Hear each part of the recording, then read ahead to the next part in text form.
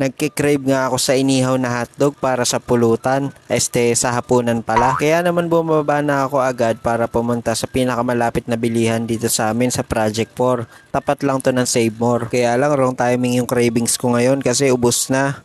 Wala na nga ako makitang hotdog dito. Kaya ayun, change plan na lang. Meron nga din sila tinda ritong ulam na luto na. Sila din yung may-ari.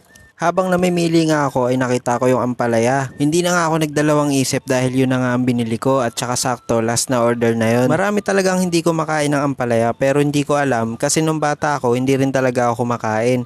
Kaya lang sinanay ko yung sarili ko na kumain ng mga gulay. Pag uwi ko nga ng bahay ay nalaglag pa yung bitbit ko, buti na lang talaga hindi nabutas. Tapos naalala ko nga ay meron akong itlog na maalat. At sakto rin na bumili ako kanina sa palengke ng isang pipino.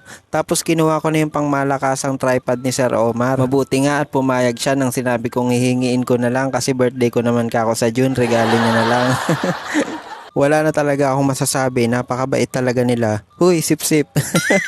Bali, hinihiwa ko na nga yung pipino at di na nga ako nakapagpigil dahil tinikman ko na.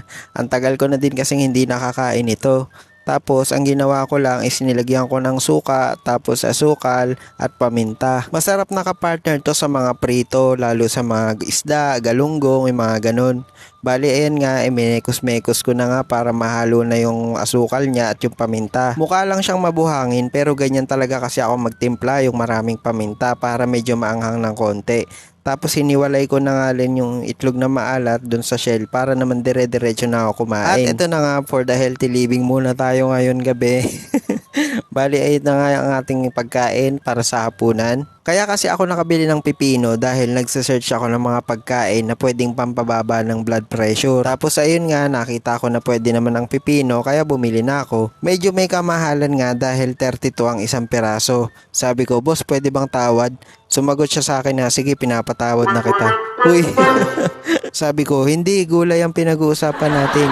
Tapos napakasarap din ng pipino kapag ginawa siyang palamig, 'di ba? So kung mapapansin nyo ay napakasarap ng talaga ng kain ko niyan. Tapos marami ako nakain dahil sa ulam nila na ang daming binigay sa akin, siguro dahil last order na rin at 20 pesos lang. Lagi din kasi kami doon bumibili ng ulam, lalo kapag hindi na kami nakakapagluto. Hindi ko na nga rin matandaan kung kailan ako huling kumain ng itlog na maalat at sakton-sakto din talaga na ito yung mga ulam ko ngayon. Ikaw, para kanino ka bumabangon? Hala, ba't naman napunta dun? So anyway guys, enjoyin ko lang muna tong pagkain at paalala ko lang sa inyo na kumain kayo ng tama. Huwag tipirin ang sarili para hindi kumain dahil yung pagkain talaga ay nagbibigay ng energy sa atin. So yun lang guys, thank you for watching.